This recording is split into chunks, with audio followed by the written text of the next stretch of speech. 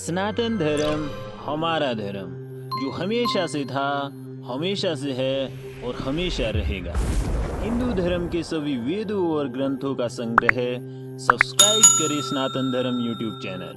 दोस्तों नमस्कार, मैं हूं सुंदर शर्मा और आप देख रहे हैं सनातन धर्म यूट्यूब चैनल। दोस्तों आज हम इस वीडियो के माध्यम से सृष्टि की रचना के विषय पर बात करने वाले हैं। सृष्टि की रचना कैसे हुई, किसने की, कैसे बना ये संसार, ये दुनिया किसने बनाई और कब बनाई, ऐसे ही और भी बहुत सारे सवालों के जवाब आज आपको इस वीडियो के माध्यम से मिलने वाले हैं। तो देखते रहिए इस वीडियो को। आइए शुरू करते हैं। प्रलयकाल में ये संसार अंधकार से परिपूर्ण था। जीवन का कहीं कोई लक्षण नहीं था। चारों ओर अज्ञान तथा अचेतनता की स्थिति थी। ऐसा प्रतीत होता था कि जैसे सारा विश्व घोर निद्रा में सोया हुआ। इस प्रकार कहीं भी जीवन के चिन्ह दिखाई नहीं देते थे। ब्रह्मा ने सृष्टि रचने की इच्छा से भगवान शिव और विष्णु का स्मरण करके पहले से रचे हुए जल में अपनी अंजलि डालकर जल को ऊपर की ओर उछाला। इससे वहां 24 तत्वों वाला एक अंडाकार प्रकट हुआ। उस जल रूप अंड को वो देख भी ना सके, इतने में वह विराट आकार वाला हो गया। उसमें चेतनता ना देखकर ब्रह्मा को बड़ा संशय हुआ और वो कठोर तप करने लगे। 12 वर्षों तक वो भगवान विष्णु के चिंतन में लगे रहे। उस समय के पूर्ण होने पर भगवान श्री हरि स्वयं वहां पर प्रकट हुए और बड़े प्रेम से ब्रह्मा के अंगों का स्पर्श करते हुए बड़ी प्रसन्नता पूर्वक कहने लगे। विष्णु बोले, हे ब्राह्मण, आप वर मांगिए, मैं प्रसन्न हूँ। मुझे आपके लिए कुछ भी अदेय नहीं है। भगवान शिव की कृपा से मैं सब कुछ देने में समर्थ हूँ। ब्रह्मा बोले, हे महाभाग, आपने जो मुझ पर कृपा की है वह सर्वथा उचित ही है, क्योंकि भगवान शंकर ने मुझे आपके हाथों में सौंप दिया था। हे विष्णु, आपको नमस्कार है। आज मैं आपसे जो कुछ मांगता हूँ वो मुझे दीजिए।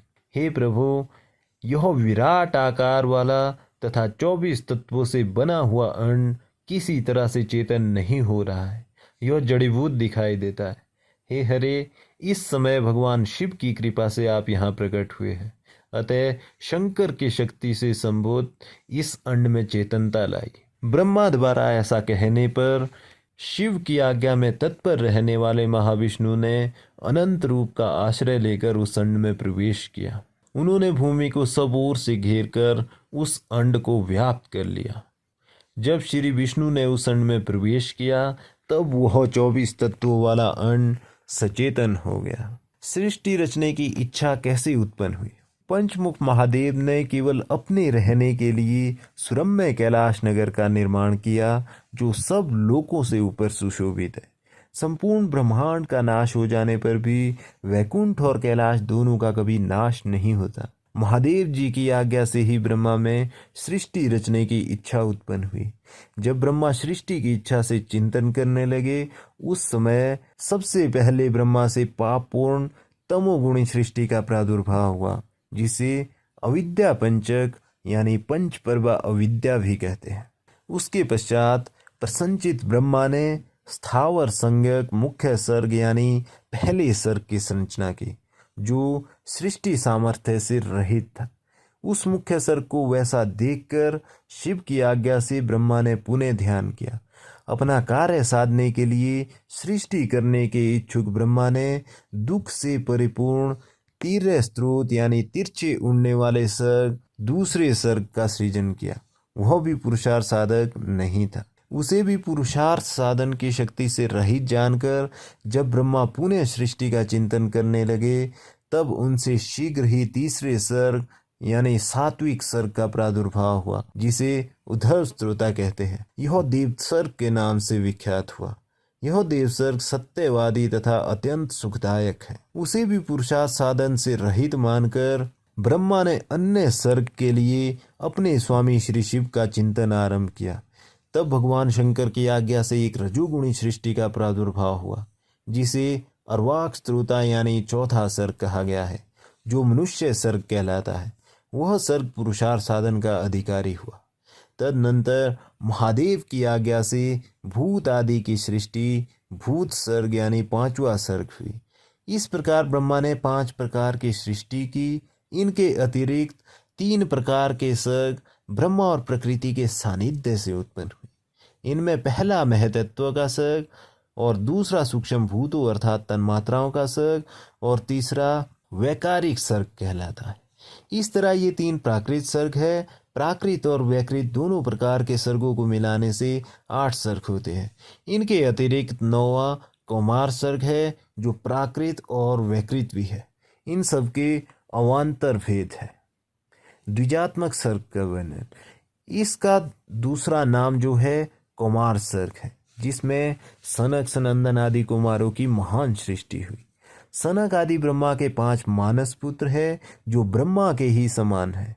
वे महान वैराग्य से संपन्न तथा उत्तम व्रत का पालन करने वाले हुए उनका मन सदा भगवान शिव के ही चिंतन में लगा रहता है। वे संसार से विमुख एवं ज्ञानी हैं। उन्होंने ब्रह्मा के आदेश देने पर भी सृष्टि के कार्य में मन नहीं लगाया। ब्रह्मा द्वारा भगवान शिव की तपस्या करना। सनकादि कुमारों के दिए हुए नकारात्मक उत्तर को सुनकर ब्रह्मा ने बड़ा भयंकर क्रोध प्रकट किया, किंतु उन्हें मोह हो गया। क्रोध और मोह से विवल ब्रह्मा के नेत्रों से क्रोधवश आंसू की बूंदें गिरने लगी। उस अवसर पर ब्रह्मा ने मन ही मन भगवान विष्णु का स्मरण किया और भगवान विष्णु जल्द ही वहां आ गए और समझाते हुए ब्रह्मा से कहने लगे, आप भगवान शिव की प्रसन्नता के लिए तपस्या कीजिए। श्री हरि ने जब ब्रह्मा को ऐसी शिक्षा दी तब ब्रह्मा भगवान शिव की महाघोर एवं उत्कृष्ट तपस्या करने लगे। भगवान शिव का अर्धनारीश्वर रूप में प्रकट होना।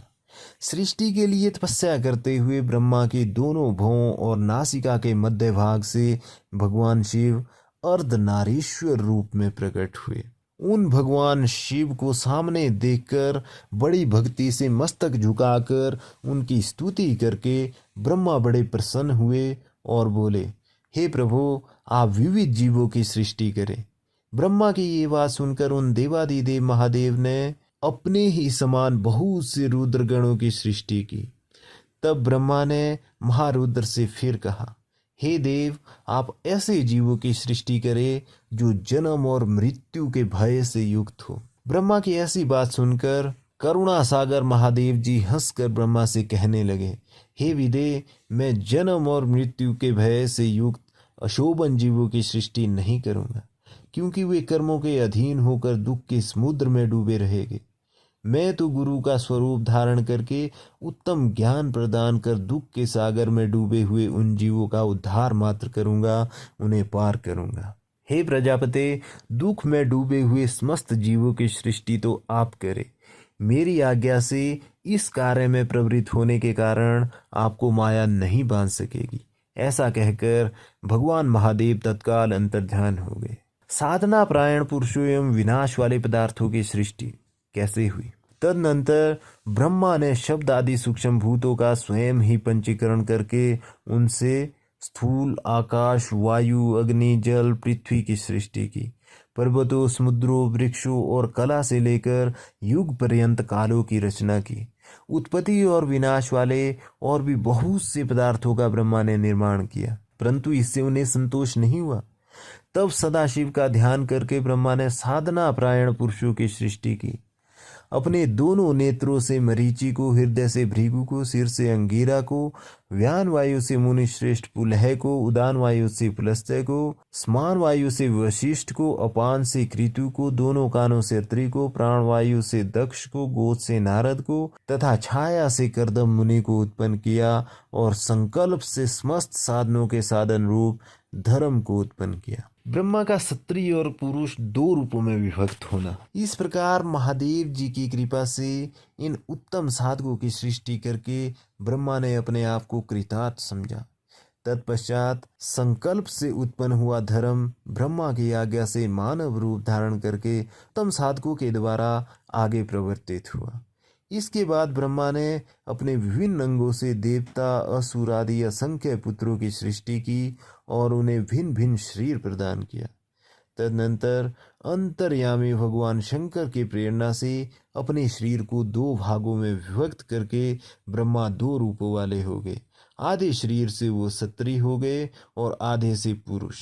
उस पुरुष ने उस क्षत्रिय के गर्भ से सर्व साधन समर्थ उत्तम जोड़े को उत्पन्न किया। उस जोड़े में जो पुरुष था वही स्वयंभू मनु के नाम से प्रसिद्ध हुआ।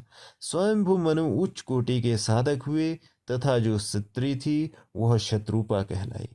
वह योगिनी एवं तपस्विनी हुई।